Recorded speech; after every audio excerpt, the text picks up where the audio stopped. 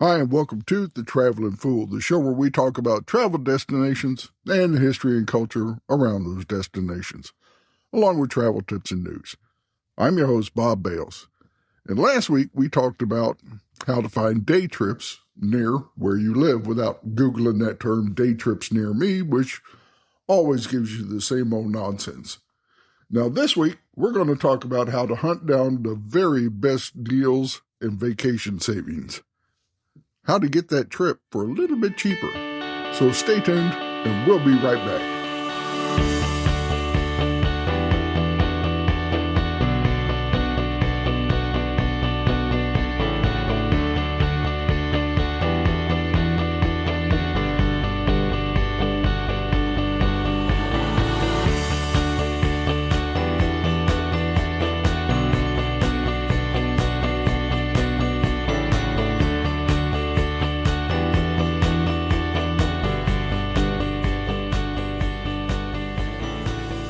Hi, and welcome back. Now, before we get started, please hit that like or subscribe button. I'd really appreciate it. Also, if you know somebody you think might like these podcasts, send them a link to it. And if you're so inclined, you can sign up for the monthly newsletter, which you can find a link to on the website, thetravelingfool.com. Send it out once a month. It's just travel news along with a bunch of contests that you might be able to win you a free trip somewhere. So, let's get started. Now, everybody loves a good deal, especially when it comes to saving money on travel, flights, rental cars, all kinds of stuff. Because, Lord knows, it's expensive to travel, especially if you're traveling like internationally or taking a long cruise somewhere.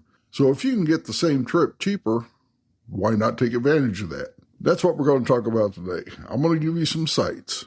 Doesn't apply to everybody, but it will apply to some people. And I'm going to give you some tips and some ideas on how to save some money when it comes to booking that next vacation or trip. And these work year-round. I know it's holiday time now. It's just about Thanksgiving. In fact, this podcast will come out the day after Thanksgiving. So a lot of you were traveling during the holidays. A lot of you will be traveling at Christmas time. But these work anytime. And the first tips I'm going to give you deal with something near and dear to my heart. You may know I'm retired military. And there are a lot of travel deals for the military, but not just active duty military. Each one is a little bit different, and I'll outline some of the requirements for each of these sites. But don't tune me out if you've never been in the military, because I'm going to give you some other deals afterwards. Now, like I said, all of these sites have a little bit different requirements. The first one is armedforcestravel.com. Now, when the podcast is over, if you want to get links to all this stuff, they're going to be on the transcript, which will be posted on my blog, thetravelingfool.com. You can read the entire transcript. But Armed Forces Travel is supported by Priceline. It is the U.S. Department of Defense official online leisure travel site for active military, Guard, or Reserve, plus U.S. Coast Guard, retired military, and everybody who is eligible for MWR, which is morale, welfare, and recreation. That covers a lot of people. There are over 1 million deals in more than 71,000 destinations globally. You can get fast, easy access to a broad selection of deeply discounted leisure travel. Eligible patrons have access to these privately negotiated deals and can save up to 50% on leisure travel. Now, we're talking deals on hotels, rental cars, flights, entire vacation packages where you bundle the flights and hotels and rental cars together, cruises, and even event tickets. AmericanForcesTravel.com. It's a great site. If you're retired, active duty, Guard, Reserve, or MWR eligible, check it out. You'll find some great deals on it. Now, this next site is also for the military, but it has an even wider category of people that are eligible. It's Armed Forces Vacation Club. Now, I've been talking about this site for years, and I've turned a lot of people onto it. They've all had a blast using it. They've all saved a ton of money using it.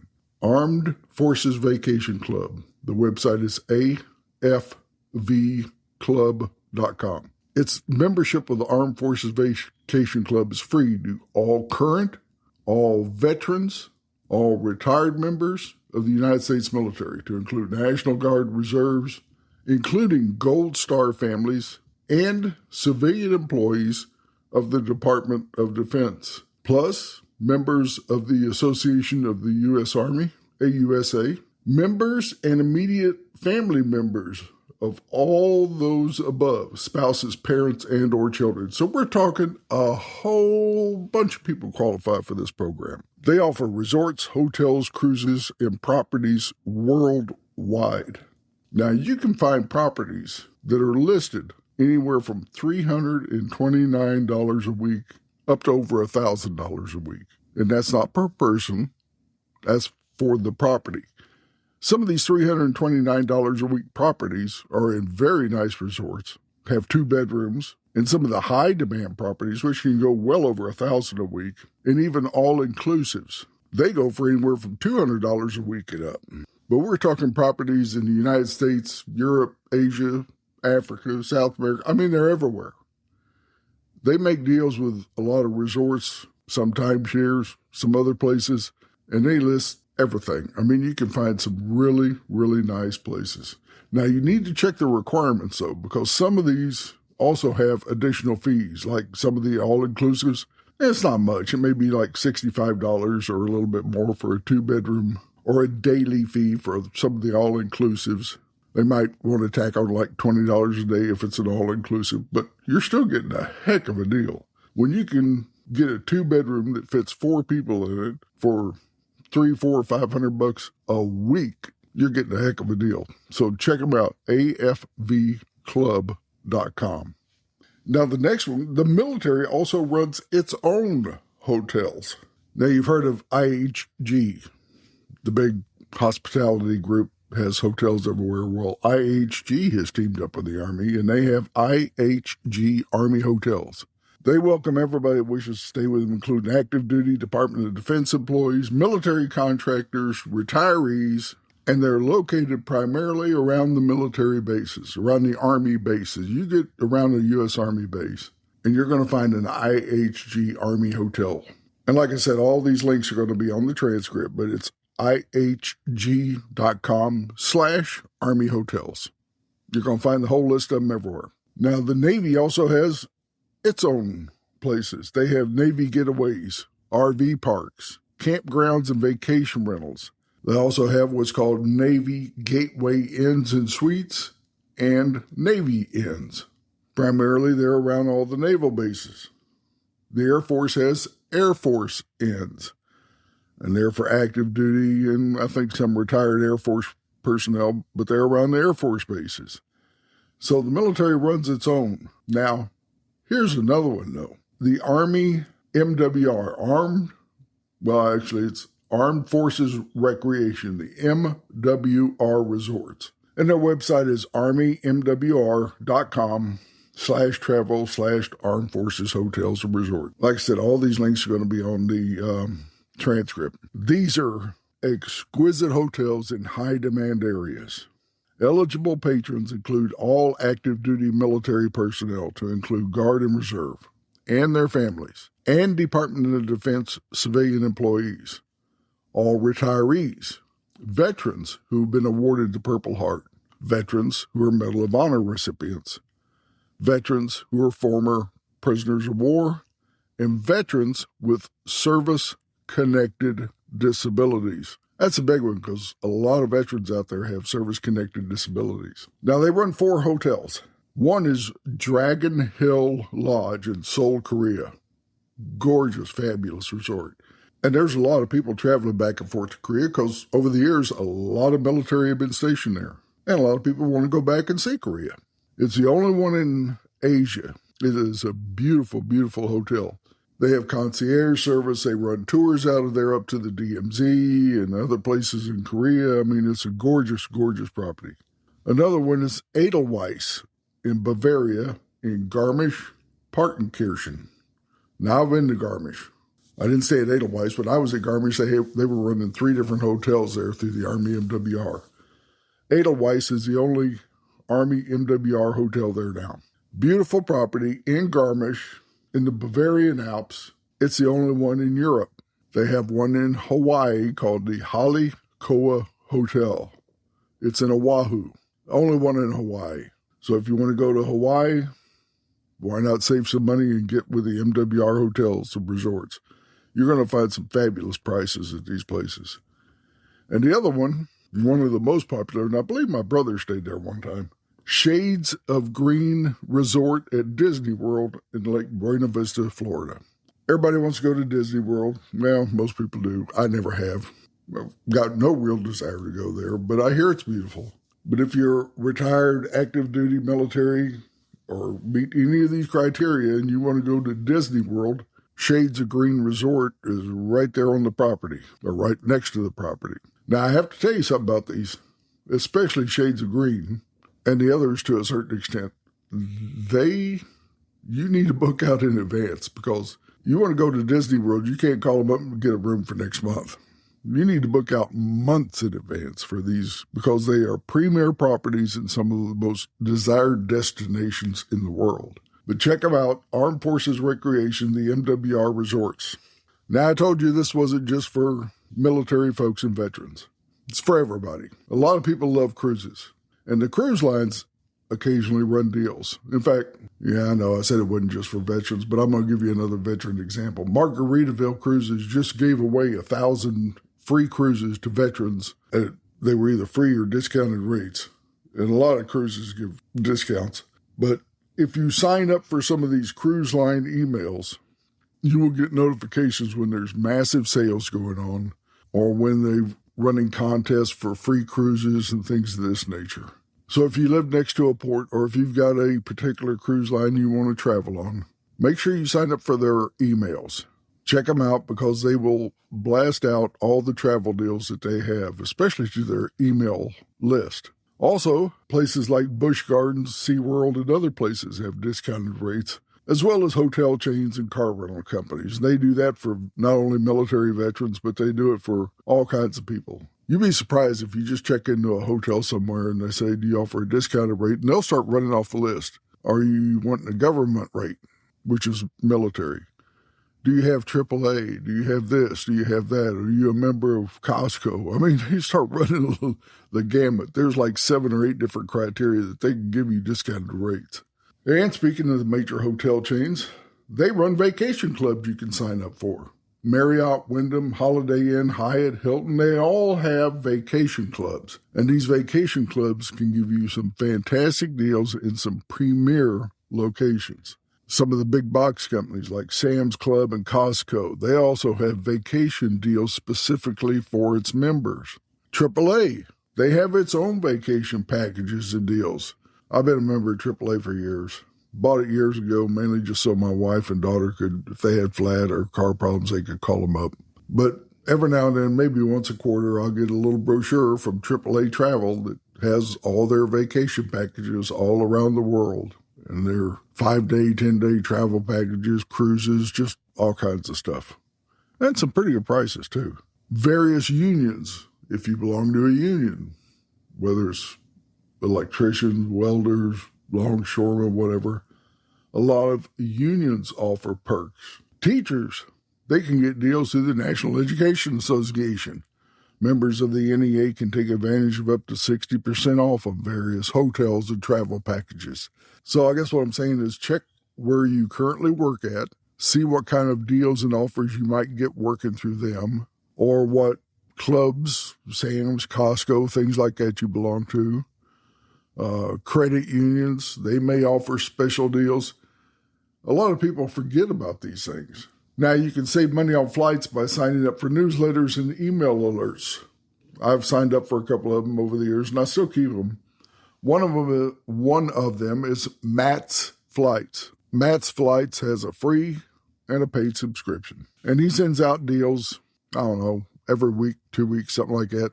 Alerts on discounted airfares going from everywhere. In Matt's Flights, you can sign up for their email newsletter, and if you pay for it, you get a lot better deals. It's tailored specifically to you. And I think if you sign up for the paid one, you can tell them where you want to go, and they will put together the best flight for you at the cheapest rate. Another one you can sign up for is called Dollar Flight Club. They give you text alerts and stuff for flight deals. So you sign up for Dollar Flight Club, tell them where you're flying out of, where the nearest airport is, and they'll start texting you deals and when they come along. And a lot of these deals are quick. I mean, when they text them to you, if you want it, you got to jump on it because those deals don't last long. The airlines may drop a fare. And, I don't know. I'm near Houston, so let's just say Houston to L.A. is normally $400 or $500 flight. You may get a deal that United has dropped its fare, but you need to take advantage of it now and fly within the next 2 weeks, and it could be $80. They have some ridiculously cheap fares, but they only last for a few hours. So when you get these alerts, it might only last a few hours or 1 day, and you need to book it. Another one you can sign up for is Secret Flying. They find the error fares. And airlines will honor those error fares. That's when they advertise a ridiculously low fare by mistake. But they'll honor it if you book it. You can find flights from the U.S. to Europe or Asia, or a business class fare that normally goes for $5,000 or $6,000. You'll find it on sale for $900 or something and be like, whoa, I'm going to grab this thing. Another one you can sign up for is Secret Escapes. And they list all kinds of resorts and flights and everything on that one. And then there's the flight search engines. Google Flights, believe it or not, it is fast and intuitive tool. It allows you to see prices on a map and find the cheapest destinations that you want to travel to. So you do a map query, it pops up, and you say, well, I can go to Barbados, but I can go over here to Martinique and it's cheaper. So I'll go to Martinique. Skyscanner also has the same thing. Skyscanner will do a comprehensive search, and you can find deals on budget airlines and smaller websites that the others might miss. Kayak, they have a flexible date search, something called their Explore feature. And it'll show you deals on the map. So you can explore where you want to go. You can say, well, I want to go in April. And I'll just show me. So we hit that Explore, pops up on the map, and goes, here's where you can go in April, and here's the fares. And it lists them all over the world. Momondo. It's a lesser-known site that a lot of people don't know about.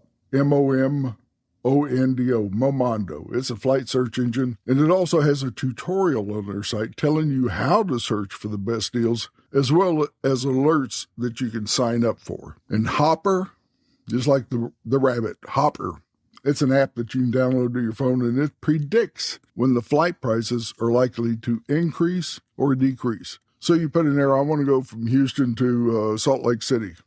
It says, okay, well, here's the price, and it's likely to increase. So you may want to buy it now, or it's likely to decrease over the next week because it's going into a different season or whatever. So check those sites out. Like I said, links to it on the website. Go down to the transcript. All this will be on there, and you can check them all out. Now, I tell everybody about this last one. I have for years. It's a very easy one to use, but it'll also get you in trouble if you don't have some discipline. Travel hacking. And there's websites that are just dedicated to this, and people go into great detail with it. Rack up millions of miles to use on airlines.